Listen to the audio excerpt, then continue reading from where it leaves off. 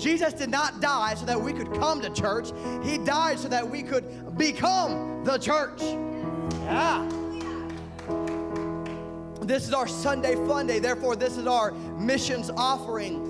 And today, 100% of your offering, you can, if you give it, if it's cash, if it's not in an envelope, if it's not marked tithe, we're going to assume that it's offering. If it's not marked tithe, we're going to assume that it's offering. Whether you give it here or if you give it through the app, you don't even have to say missions. If it's in the offering, it goes to missions. 2 months ago, we sent our missions offering to Africa, and I've been saying this a lot because this is so cool to me. We raise up the money on a Sunday, we sent it to Africa on a Tuesday. Last month, we received our Sunday Fun Day money on a Sunday. On a Monday, it went to Japan. Right now, Ruben, our minister friend from Ruben Farrell, whatever, he's in Peru right now in the children's feeding centers. We're friends on Facebook, so the video he's posting is just incredibly cool. Mark, there's a picture. Did we get that picture up there? Maybe. There's a picture of Ruben with some kids. If you have it, great. If not, it's okay. So he's there right now, and I said, perfect, because we're going to have a Sunday Fun Day, and we will help you while you're there. And so we'll get this, and we'll fire the money over through a mobile app or something, but your offering is going to go for that today. So this is the moment where we get to do more than just have church. We get to be the church. Let me tell you about this. Here's my offering for today. Jesus didn't come so that we could just be saved. Jesus came to establish a kingdom. We talk about that a lot. We talk about kingdom keys a lot here. And when he came to establish the kingdom, he called that kingdom the kingdom of heaven. You with me? So Jesus didn't come just to save you. He came to establish a kingdom, and he called it the kingdom of heaven. And so then when he came and he began to talk about what the kingdom was like, he's essentially saying, this is what heaven is like. So when he's saying the kingdom of God is like this, he's saying the heaven of God is like this. I'm trying to establish this. I'm trying to get you guys to know what the heaven is like. And so the kingdom of the heaven is like this. And then when he began to come and he talked about keys. And when Jesus is teaching, he's starting to give commands. Now, this is the part that turns people off about the Word of God. I read the Word of God, and all I see is a command, a command, a command. You ain't going to tell me how to live. Can I get an amen? You don't know me. Well, actually, I do. I created you. I know more about you than you know about yourself. So be quiet. We're reading the Word of God, and we're reading these commands and trying to tell me what to do. These aren't commands. These are keys. He's saying, listen, if you go and do this, I know you're all negative. You think I'm trying to command you to do something. I'm not. If you go and love your neighbor, if you go and you use this kingdom key, you will have heaven accessible to you. So Jesus is talking, and he talks about the storehouse. He talks about his house as the storehouse. And he says, listen, this is my storehouse, and I want my storehouse to be full. And so he says, here's I want it to be full. The world has riches. I don't want my house to be scraping by. I'm going to say that again, because that should shock all of us, because that's how it is. The world is overrunning with riches, but my storehouses are scraping by. My houses of God, where people should be coming to the house to get something, but my storehouse is reaching out to people to get something. We're trying to move to a new location and raise funds and put a well in and all this stuff, and we don't have it in here. So the storehouse isn't strong. We're going out into the world to get it. And he says, that's not how it should be. He says, what I want you to do is I want to bring your tithe into my storehouse.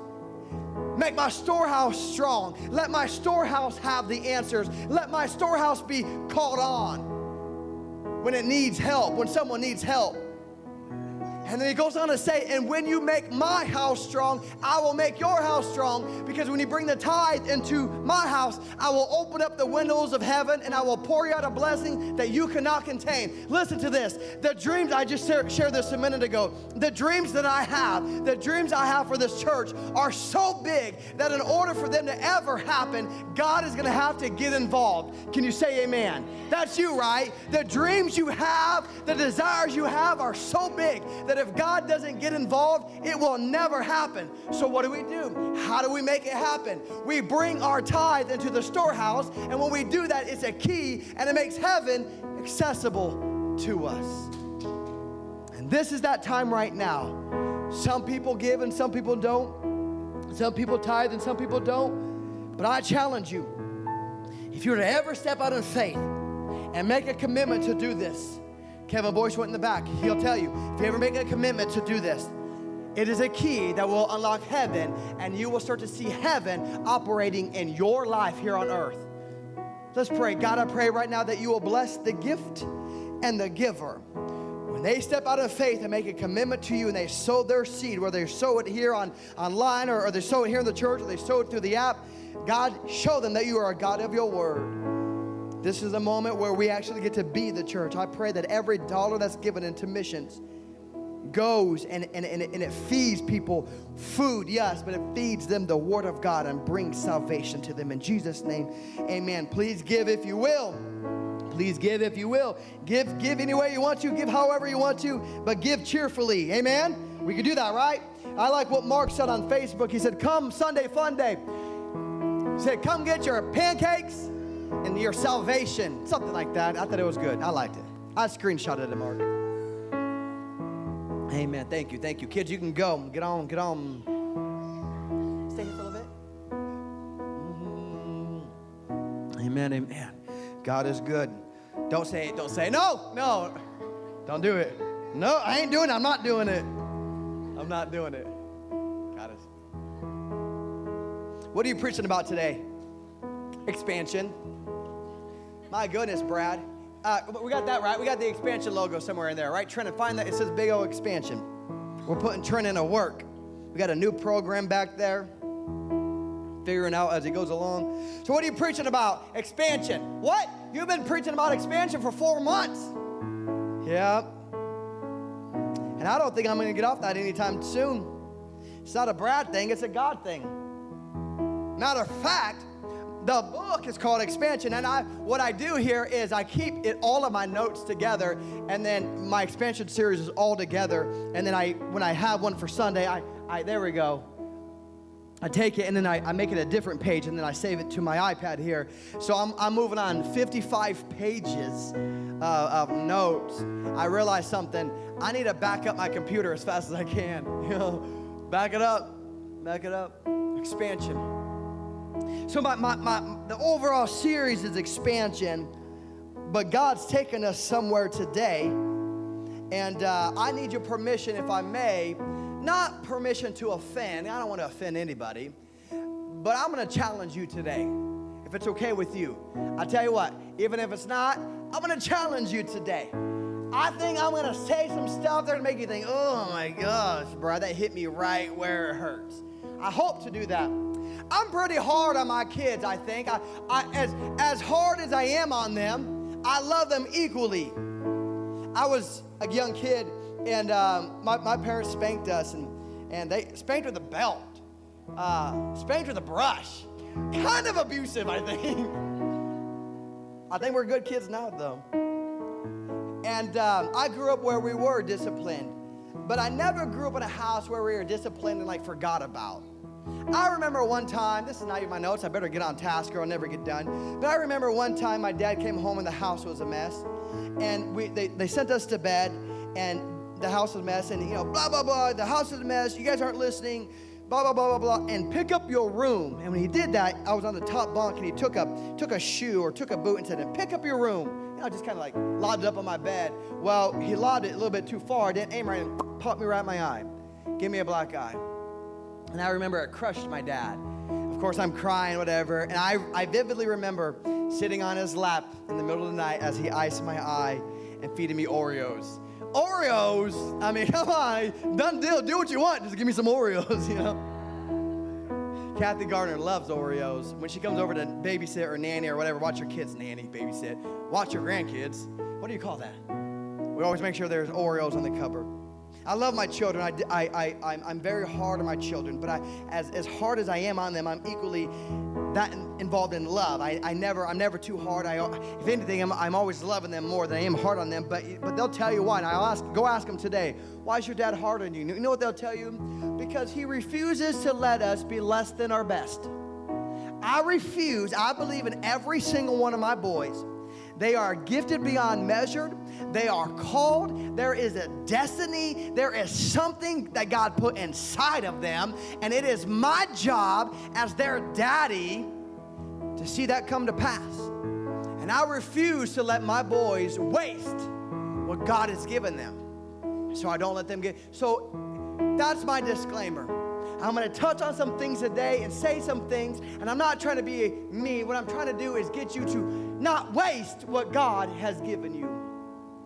So I've got to go all the way back to our opening text from 4 months ago. Let me read this to you. Mark, I didn't even tell you to put it up on the screen. That's okay. Don't worry about it. Isaiah 54. You know this. You could probably quote it with me. Sing, barren woman, you who have never bore a child. Burst into song, shout for joy, you who have never labored. Because more are the children of the desolate, because more children you will have than anybody else. Enlarge the place of your tent, stretch out the curtains of your dwelling. Do not spare. Lengthen your cords, strengthen your stakes, for you shall expand to the right and to the left, and your descendants will inherit the nations and make the desolate cities inhabited. Lord, we thank you for the reading of your word. In Jesus' name, amen. Kevin Boyce comes up to me, calls me. I told you the story last week. He calls me and he says, I got to tell you something that's crazy. Kevin never calls me. He texts me all the time. And he calls me and says, I got to tell you something. I said, what's going on? I shared the story with you last week. He said, I've kind of been, I give in the offering. Sometimes I give, sometimes I don't. It just kind of depends on what I've got going on. He said, but I was compelled to be committed to giving. And he said, so I made a commitment to become committed. And he said, Brad, it's amazing what has happened in my life since I have become committed to doing what I believe God was asking for me all along. I said, oh, Kevin, you got something right there. And from that phone call until today, and I can't wait for next week, God has been bringing something up, been swelling something inside of me. See, we've been looking at Isaiah 54 for many weeks. We've been looking for many weeks, several months. And we've been, it's funny though, because it's the expansion series, and that's kind of the season that we're in right now. We're kind of in an expansion season. You're probably wondering what's the word with the new location, right? Well, we're working on it. They're so close. We're so close. Listen, I told Ashley, I got to stay on task. Just give me a little bit of wiggle room, okay? I'm going to go long. Just give me a little wiggle room. I said, I just want to know. I told him everything. I said, this is what we want to do. I just want to have confirmation. And she said, well, are you nervous? Do you not believe? I was like, no, I believe, but you know how I am. I just want to know. I just want to know. And that way, I just can move on to the next phase of our life. Just kind of start game planning stuff. And so I was laying in bed, and I was just thinking about this and praying about this, and God brought this up in my spirit. They said at the beginning of Isaiah, sing, barren woman, you who have never bore a child, burst into song, shout for joy, you who have never labored. You've never had it before. You don't have it now, but praise me and shout to me and worship me like it's sitting in your front room. And I said, okay, I will practice what I preach. And I fell asleep saying, Lord, thank you for our new building. Thank you for the new location. Thank you for the future. Thank you for giving us room to grow and room to stretch. And I got a phone call, and I woke up the next day, and I said, God, I'm still thanking you for everything. And I messaged the guy that we've been talking with. I said, what's the word? He said, oh, Brad, I'm sorry to tell you, everybody's out of town for Labor Day weekend, which, by the way, thank you for coming to church today. I know a lot of people were gone because of Labor Day weekend, but you're here, so thank you so much. He said, some people are out of town, some people are out of country. And I said, oh, well, we'll just have to wait a little bit. He said, but let me ask you. And he began to kind of asking me some questions. He says, what's your build-out time? What kind of ideas are you working with? Who's going to be doing the work? And they began to ask me questions like, they know how much money we have. I know how much money they're asking for. They know how much money we have. So so they're asking for our blueprints. I'm thinking, this is it, Chad calls me up, and I think I said this. I don't know when I said this. I'm sure I'm repeating myself, but Chad calls me up. One of the biggest things that we're going to have to do is lift the ceiling. It's a drop ceiling, and lift it and expose it and make room for the sanctuary. And there's a lot of work. There was like a Home and Away magazine was in there. So literally every foot, there's a sprinkler head. Every foot. I mean, sprinklers and lights and permits and all this stuff. And Chad called me, and we went and we walked through the building on Tuesday, and they really kind of began to explore and said, you know what, we got to do this, we have to do that. And we were sitting on the trunk, or the hood of the truck. And Chad called me the next day. He said, Brad, he said, man, I didn't want to like deflate you yesterday. You kind of looked defeated. I said, no, I wasn't defeated. My mind was just working. He said, but let me tell you something. I went back to my company. Again, the company that put in all those sprinklers and did all that work was Chad and Sean's company. So I went back to our vice president, and they said, we'll go in there. We'll fix everything for you guys. We'll make everything right. And don't quote me on this, but I think he said, and we'll do it all for free. So I said, that's what I'm talking about. And so God's beginning to kind of make all this stuff and kind of make this all reality. You see, I've been living in this expansion series, these expansion messages for like months now. And I can't stop thinking about it. I can't stop dreaming about it. I can't stop breaking it down. But because of months of studying this, I've come to see that there is an underlining message. There's an underlining point. Matter of fact, you could say it's an underlining request from God. I guess you could say it's an underlining key to the expansion. God is saying, you want to be expanded? I want to expand you. Great. You want to move? You want to increase? You want promotion? You want favor? You want to go to places you've never been? You want to birth something you've never birthed? Great. I want to do that for you too. But here's a key, and I think if you're not careful, you'll pass right over it. You got to understand, God has given instructions to the Israelites on what it takes to increase, on what it takes to advance, on what it takes to expand, on what it takes to enlarge. Would you say that you're in that category? Listen, would you say, just by a show of hands, I'm happy where I am, but I'm not satisfied where I am? That's me. I'm happy where I am, but I'm not satisfied here. There's more things I want to do. There's ladders I want to climb. I want to reach more people. I want to do more. I want God to do more with me. I get it. So, Lord, when you're talking about expansion, when you're talking about increase, when you're talking about taking me places that have long been off limits to me, that's I love that. Tell me more. So he said, I'm giving you a key on what it takes to unlock this. And without coming right out and saying it, because why would God ever just come out and say it? God is essentially asking the Israelites to make, here's the key, a commitment. I'm telling you something. I talked about this last week.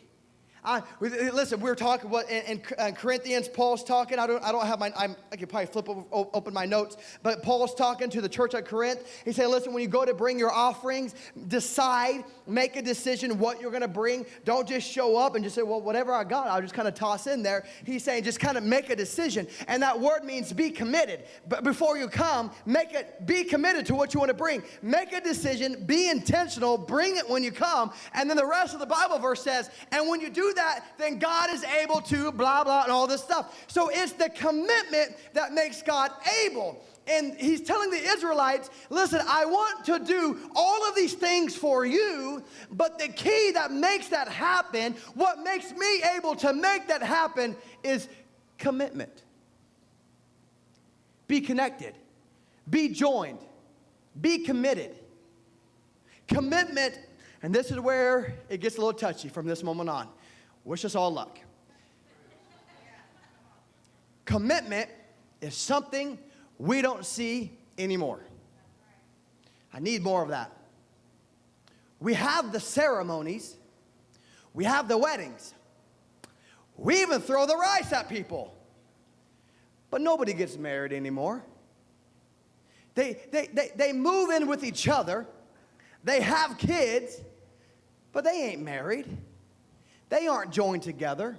Why? Because the first little wind, the first little storm, the first little problem, the first little test, and they're out of there. Hollywood has made marriage/commitment a joke. I understand that there are times and seasons when we have to pull the plug. I understand that if you are in a poor, abusive relationship, that's not pleasing to God. That's not when Ashley and I went through our deal. I would call some of my mentors, and they would tell me, Brad, you have, because you know the story. I'm not saying anything that nobody knows. It was an affair. And I would say that if she was here. We all know the story. You know the testimony. Which is just the craziest time of my life. I can't. It's just bonkers. It's my new word lately. As if I wasn't white enough, bonkers and goodness gracious are my two go-to words right now. Goodness gracious. And I would call my mentors, and they would say, now listen, Brad, you could, Nelson Foster, Brad, you could get a divorce. And no one in the church would think anything negative about you. You know, you're serving on the youth board, you know, you're a pastor, licensed pastor. No one would even question it because you have, but if you're calling me to give you the okay to do it, I ain't gonna do it, he says. So I know that there are times, and that's not what I'm talking about.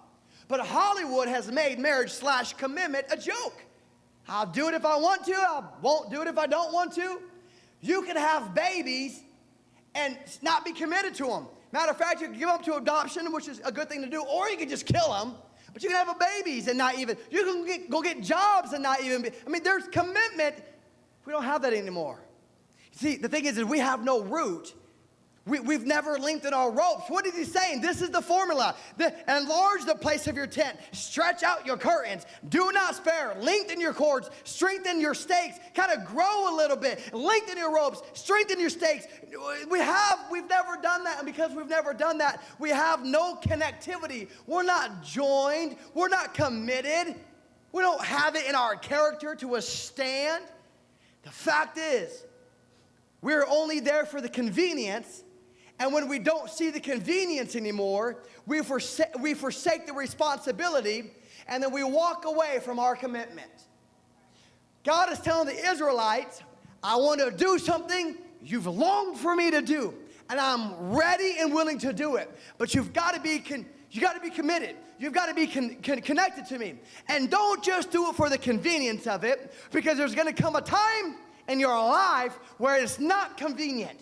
But because you've made a commitment, you're going to stay true to the responsibility. There was a time in my marriage where it was not convenient for me to be married. But I made a commitment, and I made a decision prior to, and I was not going to forsake my responsibility.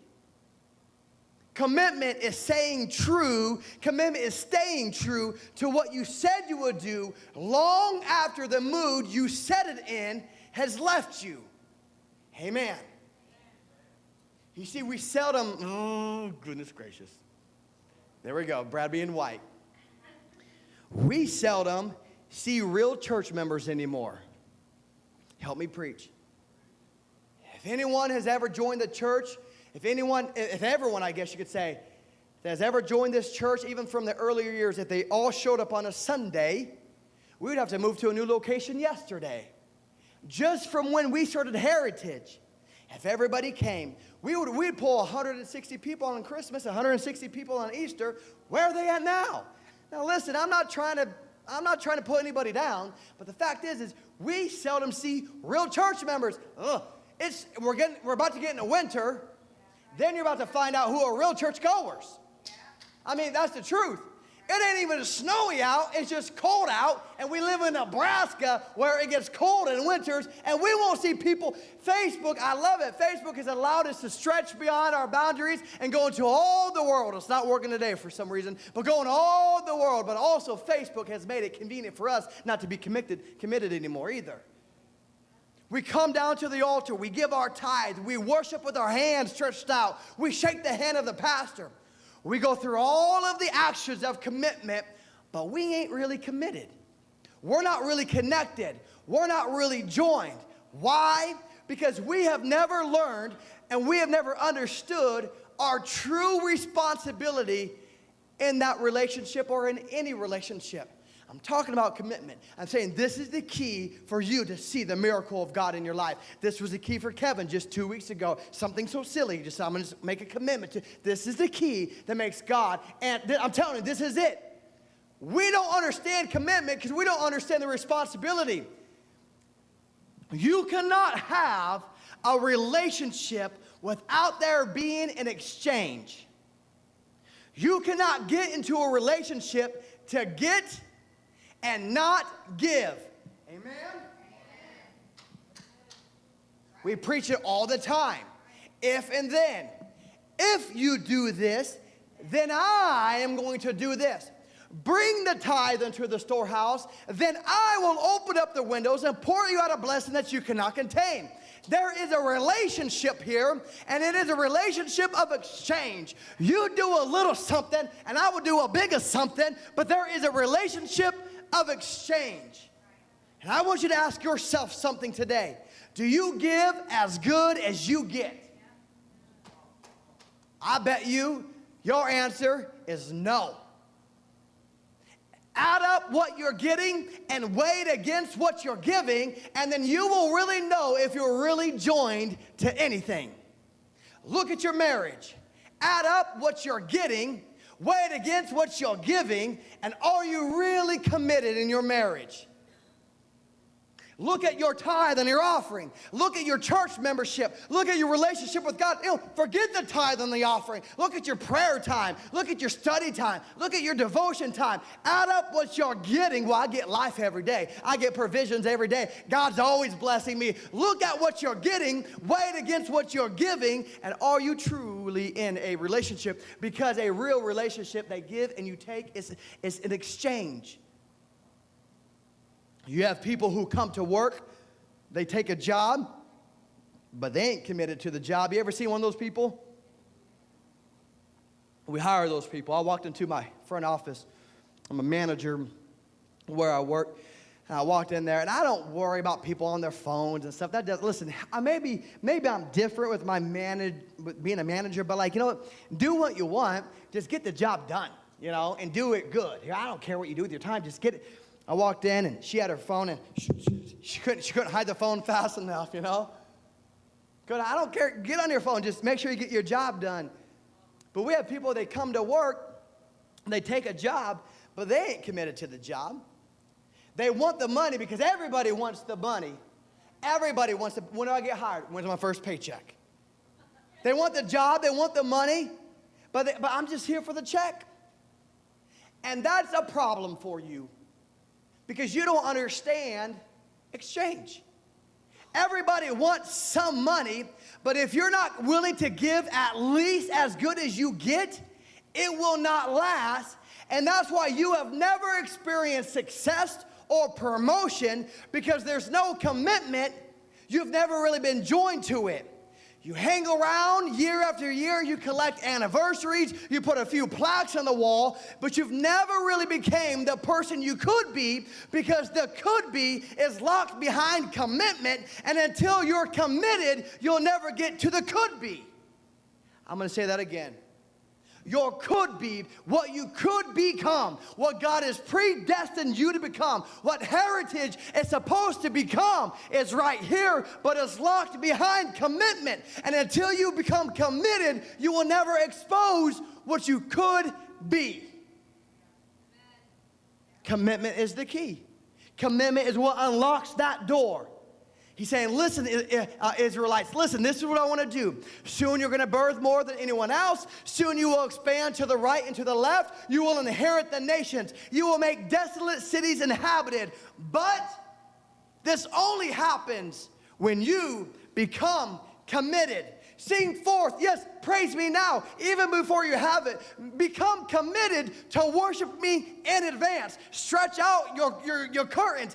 Listen, stretching and growing takes a lot of commitment, but I'm telling you, it's what you need so you can get the miracle. Lengthen your cords. I know you don't want to lengthen anything because that's too much time and energy, but when you become committed, then you get to see my miracle. Strengthen your stakes. You don't want to stay put. You don't want to dig down deep, but when you become committed, that makes me able to give you what I've always wanted to give you. I would hate to live and die and never know what would happen if I ever committed myself to something 100%. Some people have never thrown their whole self at something. Not at school, not at work, not at marriage, not at church. They have never given their entire selves to something. You've had one foot in and one foot out of every dream you've ever had in your life, and you've never seen what you could really be if you were ever really connected. That right there hurts, because I know it's for you and I know that's for me. There are dreams that I'm half committed to, and because I'm half committed to them, I've never seen them come to pass. I eat to perform. I have a pretty, the demand is strict. I don't do it though. I have a pretty strict eating thing where I get a certain amount of carbs and I get a certain amount of proteins and a certain amount of fats.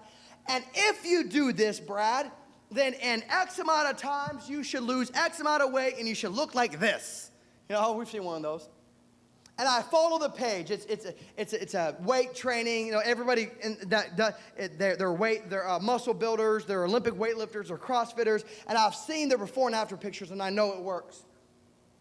I've been on this plan for about 4 years now, and I've never looked like this. You know, I never looked like this because of mint chip ice cream, because of cookies and cream ice cream. Because now it's football season and you eat everything on the spread. So I've always had this idea, well, Brad, if you just stay committed enough, eventually you will look like this. Over time, you know, time over whatever. But the fact is yeah, I'm not too bad, and I think I'm okay. You know, I don't mind the way I look. I think I could be a little bit, whatever. It doesn't matter. But you don't look like this because you've had 1 foot in and 1 foot in ice cream. Or well, there's one hand in this and one hand in a cookie jar. Whatever it is, I mean, I don't know. So I'm half committed. And because I'm half committed, I never have gotten the results that I've always wanted to get. You know, and that's what's going to make your death so sad. Because you've never lived first. You have never fully committed first. You have never fully studied first. You have never fully invested in anything or anybody. You've always wanted to get something that you've never been willing to give yourself. I'm talking about commitment. And I know this isn't easy, but you've got to hear this. Tomorrow, next Sunday, I'll preach a different message to kind of lift you up a little bit. But commitment is not easy. I'm telling you, you've always wanted to get something from God that you've never wanted to give yourself.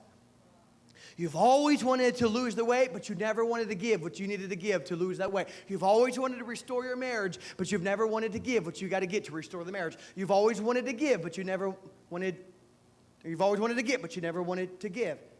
What would happen if you would ever throw your whole self at a dream? God told the Israelites, enlarge your tent, stretch out your curtains. And he said this word, he said, do not spare. He said, give it all. Don't hold back. Throw all of yourself at this. What would happen if you really threw your whole self at something and if you did not spare? What would your life look like? What would your finances, your marriage, your career, what would you look like if you really threw all of yourself at it? I'm telling you, you've been struggling with this addiction for far too long. You've got 1 foot in and 1 foot out. What would it look like? How great of an overcomer would you be if you just threw everything you had at it? Some people go to church, but they do not join, or they are not joined because there's no exchange. They're not joined. Why do you go to church? Well, I go to church because they feed me some pancakes and they let me drink coffee in the sanctuary and they play some good music and she's a really good singer and I feel really good. Okay, that's wonderful. I love that. But what did you give back for what you got? Where's the exchange? Because without an exchange, without give and take, without being fully invested, no relationship can ever reach its apex. No relationship can ever reach what it's supposed to reach. And that is true with your relationship with our Lord. Without exchange, give and take, without that, your relationship, what God has planned for you, where God wants to take you, what He wants to show you, you've never got to see it because there's never been an exchange. You've always wanted, but you've never wanted to give. You wonder why your marriage is failing. You wonder why your children seem so distant from you. It's because commitment eludes you. You come to church, you get a little blessing. I like this. Listen to this. You come to church, you kind of get a little blessing. You feel a little bit better because you feel kind of inspired because you caught some of the crumbs that fell from the master's table, but you never got the whole spread. You got blessed, but you got a puppy dog blessing. You just so happen to be at the right place at the right time, and some fell from the table, and then you got a little bit of blessing right there. But because you've never really joined, because you've never really invested, because you've never really connected, you never really committed, you never really got to see the real blessings of God in your life. It surprises me that we are an evangelical church, we're Pentecostal, where the majority of us raise our hands and sing out loud, but there are people, not you apparently, but there are people that have been coming to this church for years and have never raised their hands, they've never come to the altar, they've never made a commitment, and they wonder why their prayers are never getting answered. We're all getting older. You more than me. I tell you though, when my hair grows out, I keep it tight on the sides because when it grows out, it's gray. I kind of keep it faded back a little bit. We're all getting older, and some of you are running out of time. Some of you are running out of excuses. You're running out of people to blame. You're wondering what would have happened in school if you were just committed. You're wondering what would have happened in your marriage if you've ever been committed. You're wondering what would have ever happened in your church if you would have really have just thrown your whole self at it. You've always been casual and you've never been committed. Give me 5 more minutes, I'm done. You've always been casual, but you've never been committed. And some of the most casual people are the most talented people. Listen to this. Talented people will use their talents as camouflage to cover up their lack of commitment because they're so talented, they're able to float by and fool most people into thinking that they are committed, but they're not really committed at all. They're just talented. They're just talented enough to get over and fake everyone else out. But you'll never know what you could have been if you've ever committed yourself. My son Colin is a natural-born athlete. Ashley and I are always talking about who he gets it from. She thinks it's him. Grandpa thinks it's him. Ashley thinks it's her. I think it's me. I think I still am. Out of all me and my brothers, I was always the most athletic one. I think. Here's my thing. I'm not amazing at anything, but I'm good at a lot of things. I don't know what's better. I'm good at everything, not amazing at one. I don't really know. I think I'm okay with that.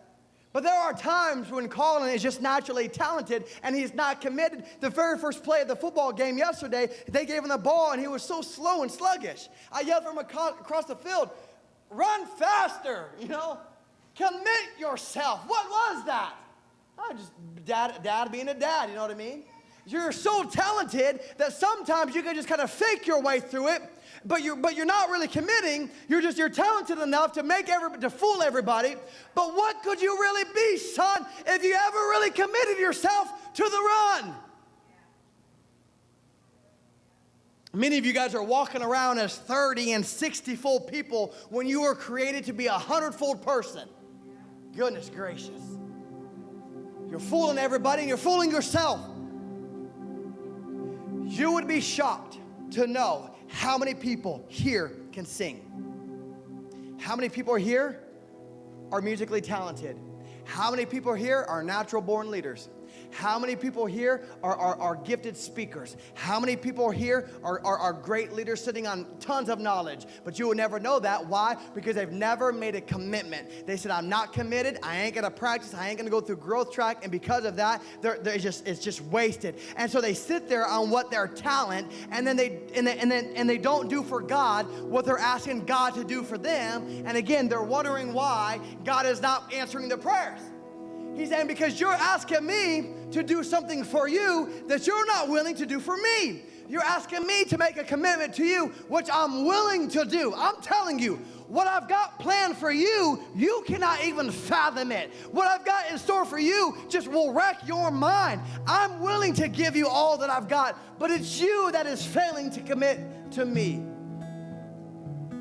I want to give you more because you're supposed to birth more than anyone else. I intend for you to go places that have been long off limits to you. There are nations that I have always planned to give you, but you won't do what I've asked you to do. There is a cost to seeing your dreams. Listen to this. There is a cost to seeing your dreams, and the cost is commitment. And that is the amount that you have never been willing to pay. You're trying to get people to fall in love with a you that you've never discovered yourself. Because you've never been willing to give all of yourself to anything. People come to the altar and they say, Lord, I give myself to you, but you don't. You get married to someone and you say, you can count on me, I'm committed, but you're not. It's sad, but some people are half studied, they're half worked, they're half labored, and they wonder why. I thought I would be further along in life than I am. Because you're half committed. Let me tell you why you're not further. If you're saying, I thought I'd be further along in my life than I am right now, let me tell you why you're not. It's not the devil, which you want to blame. It's not witches, it's not demons, it's not some curse on you. And it's not even the haters that are keeping you down. You're not any further along where you are right now because you have never thrown your whole self at anything in your whole life. Greatness never goes on sale. Greatness costs what it costs. And the cost to be great is commitment. Where Heritage Church is going in a short amount of time, we need everybody to be committed. Because here's the thing, not only as a church, but as you, individual people, I need you to become more committed in your prayer life, in your study time. We're giving you resources. We're giving you prayer or Bible studying plans. We're helping you. We're setting up small groups. We're here every Wednesday to help you to get committed. We're trying to nudge you in the right way because we see something in you that you don't even see in your own self. And we're saying, my goodness, do you even know what you're sitting on right now? But you'll never get it until you get committed. God, I love you and I thank you. And Lord, I know that this is perhaps maybe a little bit different of a message, but I believe that it's time that we get a little bit serious about committing. We have been playing games too long. It's time to go all in. It's time to put both feet in our dream. It's time to sell out. God, we want you to move mightily in our lives and in our marriage and in our finances and in our church. And we know that you're wanting to do that, but we know what the key is. You're saying just commit. If you just commit to me, if you just give me what I'm asking from you, if you just throw yourself at me, I will take you places you've never been. I will show you things you've never seen. I will use you ways you've never been used. But you've got to commit. I need to know that you're ride or die. I need to know that you're with me. I need to know that you're joined with me. I need to know that we're doing this together. Don't let me get halfway in and find out that you're not with me anymore, Brad. Stick with me. I'm going to take you places. I believe that's what you're asking for this church today, God. God, right now I pray over every single person in this place. I believe that this message has hit them and hit them hard. And there's no way that they can leave today and not think about becoming more committed. And I pray that you will help them and strengthen them and convict them so that they can become more committed. Because when we become committed, you become able. It's not easy. We know it's not easy. But that's why we rely on you. God, my dreams are too big. My hopes are too big. My plans are too big. Without you getting in the middle of it, it will never happen. And I believe that's for every single one of us here. God, we are willing to commit, but commitment is hard. So we need your help. Lord, I pray that you will bless these people here today and journey with them. Walk alongside of them, God.